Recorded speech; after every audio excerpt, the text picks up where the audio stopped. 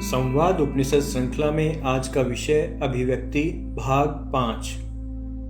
हमें कार्य करने से पूर्व इच्छा को समझने की आवश्यकता भी है। हम क्यों करना चाहते हैं, क्यों सुनना या देखना चाहते हैं, क्यों? यह मनसा ही क्रिया का कारण बनती है। इसी अभ्यास से हम अपनी चेतना शक्ति को विकसित कर सकते हैं। फिर हम बिना सोचे कुछ भी नहीं करेंगे। इस चेतना का लाभ यह भी होगा कि कार्य के साथ साथ हम अपने अनुभवों को भी देखते जाएंगे। तटस्थ भाव से अपने अंग संचालन के प्रति भी हम सचेत रहेंगे। इसका अर्थ यह हुआ कि हम शरीर और मन को अलग अलग और साथ साथ देखने की क्षमता पैदा कर सकेंगे और उनके भावनात्मक प्रभाव को भी रोक सकेंगे। उस प्रवाह से बचते ही प्रमाद रुक जाएगा, लक्ष्य स्थिर रहेगा तथा अच्छी भावना जम जाएगी। जीवन के हर बसंत में जागरूकता की खुशबू बनी रहेगी। जीवन की दिशा तय करना, लक्ष्य तय करना, लक्ष्य के प्रति संकल्पवान होना, लक्ष्य का निरंतर चिंतन करते रहना, लक्ष्य को मन के साथ जोड़े रखना, विषय के साथ बने रहना, अपनी सारी शक्तियों को लक्ष्य पर केंद्रभूत करना, एकाग्र हो जाना, एकाग्रता की प्रबलता को भी समय के साथ बढ़ाते जाना और लक्ष्य के साथ तन्मय हो जाना। यही धारणा है, यही ध्यान है, यही सानिध्य है, यही ध्याता और ध्येय का एकीकरण है। इसका अर्थ है मन की चंचलता को स्थिर करना, विचारों की चंचलता को स्थिर करना, अनेक विषयों के बजाय एक ही विषय का चिंतन करना, भटकाव को रोकना और एक ही दिशा में आगे बढ़ते रहना। इसका अर्थ है निरंतर जागरूक रहकर जीना। भीष्म कहते हैं कि जिसमें धारणा है वही धर्म है, धर्म ही धारणा करता है। इसी से संतुलन बना रहता है। हर व्यक्ति में ऐश्वर्य ईश्वर का अंश होता है। वह अपनी मर्जी से चल सकता है, बैठ सकता है, परंतु होता यह धारणा के आधार पर ही है। हमारे हर कार्य के मूल में धारणा होती है। धारणा बाहरी जुड़ाव को, स्थूल जुड़ाव को कहेंगे तो ध्यान सूक्ष्म स्तर पर होने वाले चिंतन, मनन और अभ्यास को, जो कुछ हम करना चाहते हैं, बनना चाहते हैं, उसे स्थूल के बजाय अब चेतन में स्थिर कर देना ही ध्यान का कार्य है। व्यक्ति का स्वभाव व सोच उसी के अनुरूप ढल जाना चाहिए, तभी हमारा शरीर और हमारी बुद्धि नए लक्ष्य के साथ एकाकार होगी। हम वस्तु स्थिति को समझ सकेंगे। ध्यान और समाधि भले ही विशेष अवस्थाएं हों जिन्हें बिरले ही लोग कर पाते हैं, किंतु धारणा तो हर साधारण व्यक्ति की ही आवश्यकता है। इसी से जीवन की गति संभव है। धारणा की दृढ़ता व्यक्ति को अंत में साध्य तक पहुंचा ही देती है। गीता में इसी को बुद्धि योग कहा गया है। आस्था का प्रश्न बड़ा है, क्योंकि मन का धरातल आस्था पर टिकता है। आस्था के सहारे अनभिज्ञ भी लक्ष्य तक पहुंच जाते हैं। केवल बुद्धि के सहारे हम न मन के भय को जीत सकते हैं और न ही मानसिक वातावरण बन पाता है। हर कदम पर बुद्धि ही शंका पैदा करती है, भय पैदा करती है। ध्यान में यह भी विशेषता है कि वह हमें नए और अनजान क्षेत्रों और शक्तियों का परिचय कराता है। जब भी हम परिचित सीमा को तोड़कर अपरिचित को छूते हैं तो शंका और भय सामने आ जाते हैं। भय इस बात का सूचक होता है कि हम नई सीमा में प्रवेश कर रहे हैं। आस्था ही इस स्थिति में हमारी शक्ति बनती है। जो कुछ घटित होता है उसे स्वीकार करने की ओर प्रेरित करती है, बिना किसी शंका के, बिना किसी पूर्वाग्रह के। यहाँ यदि बुद्धि अधिक प्रभावी हो जाती है तो परिणाम बदल जाते हैं। लगाव अथवा प्रतिकार के भाव पैदा हो सकते हैं। आकलन में, तर्क वितर्क में हम अटक भी सकते हैं।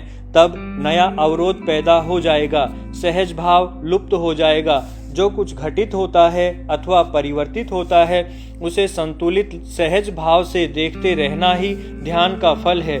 मन के विस्तार की भूमिका ही तो ध्यान बनता है। मन की शक्तियों को जगाना अर्थात आवरण हटाना, दया करुणा जैसे भावों को घनीभूत करना, आनंद भाव को प्रतिष्ठित कर व्यक्ति को भयमुक्त करना या दुखों से बाहर निकालना ध्यान से ही संभव हो सकता है। यथार्थ को नजदीक से देखना, समझना और उसे सहज रूप से स्वीकार करना आवश्यक होता है, तो उसे नए आयाम देने की भी आवश्यकता होती है। धारणा के सहारे ध्यान आगे बढ़ता है। इच्छा शक्ति ही अभ्यास के क्रम को बनाए रखती है। कार्य कैसा भी हो, बिना धारणा या भावना के पूरा नहीं हो सकता। बड़ा कार्य तो हाथ में लेना ही कठिन होता है। श्रीमद् भगवद गीता में कृष्ण ने कहा है, कर्मण्येवाधिकारस्ते मा फलेषु कदाचन, अर्थात आप केवल कर्म करते जाएं, फल की अपेक्षा न रखें। प्रत्येक व्यक्ति को अपनी समझ, अपने भाव, व्यवहार और स्वभाव होता है, उसी के अनुसार उसके मन में इच्छा विचार उत्पन्न होते हैं और वे ही उसकी अभिव्यक्ति के आधार बनते हैं। अपने वर्णानुसार अधिकृत कर्मों का अधिकार सहित और स्वेच्छानुसार आचरण करना कर्म योग कहलाता है। प्रकृति का यह नियम है कि बिना कामना के किसी भी कर्म की उत्पत्ति संभव नहीं है। कामना इच्छा क्षुधा ही माया है। दुर्गा सप्तशती में या देवी सर्वभूतेषु क्षुधा रूपेण संस्थिता आदि मंत्रों के माध्यम से माया की संपूर्ण क्रियाओं का विवेचन किया गया है। नासदीय सूक्त में भी कामना को ही मन का प्रथम बीज कहा है। कामस्तग्रे संवर्ततादि मनसो रेतः प्रथमम यदासीत। वेद में अधिगम और यज्ञ कर्म दोनों ही कामना मूलक माने गए हैं।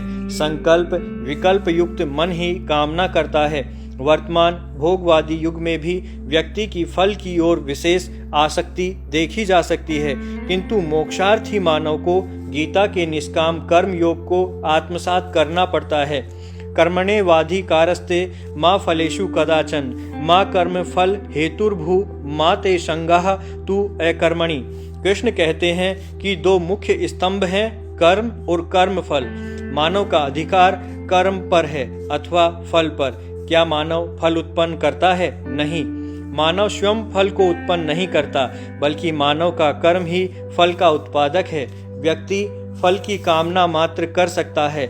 फल को प्राप्त करने के लिए तो बस कर्म को सविधि पूर्णतः संपन्न करना आवश्यक है। फल के भोगों में अवश्य ही उसका अधिकार है। फल के उत्पादन का उसको अधिकार नहीं है। फल के प्रति तो कर्म का ही अधिकार माना जाएगा। जो जिसका उत्पादक है वही उसका अधिकारी भी है। कर्म कब पूरा होगा? अभी होगा, 5 साल बाद होगा, 2 जन्म बाद होगा, हमारे अधिकार में नहीं है। गीता फल की उपेक्षा करके निरर्थक कर्म करने को प्रेरित भी नहीं करती और निःश्रेयस दोनों फलों को उद्देश्य बनाती है। यहाँ कृष्ण ने अर्जुन का ध्यान अधिकार सिद्ध कर्तव्य कर्म क्षत्रियोचित की ओर आकर्षित किया है। निश्चित फल को लक्ष्य में रखकर व्यक्ति अपनी प्रकृति, योग्यता, क्षमता, पात्रता, वर्णता आदि के अनुरूप संकल्प करके अधिकार सिद्ध कर्म के लिए प्रवृत्त हो जाता है। फल के स्वरूप के अनुपात में कर्म की अवधि सुनिश्चित है। जैसे गुठली लगाने से आम आने तक की अवधि निश्चित है, उस अवधि पर्यंत निष्ठापूर्वक कर्म करने से ही संकल्पित फल मूर्त रूप लेता है। यानी कि कर्म के शुरू में संकल्पित फल, मध्य में कर्म, कर्म समाप्ति पर सिद्ध फल, इनमें मध्यकाल ही कर्मकाल है। फल तो क्रम कर्म पर आधारित है। कर्म पूर्ण है तो फल भी निश्चित संपन्न है। कर्म करने पर भी फल सिद्धि नहीं हुई तो यह भाग्य की बात नहीं है। वस्तुतः कर्म में कहीं न कहीं कमी रह गई, अतः हमें तत्काल उस दोष को खोजकर पुनः कर्म करना चाहिए, जिससे फल सिद्धि निश्चित हो सकेगी।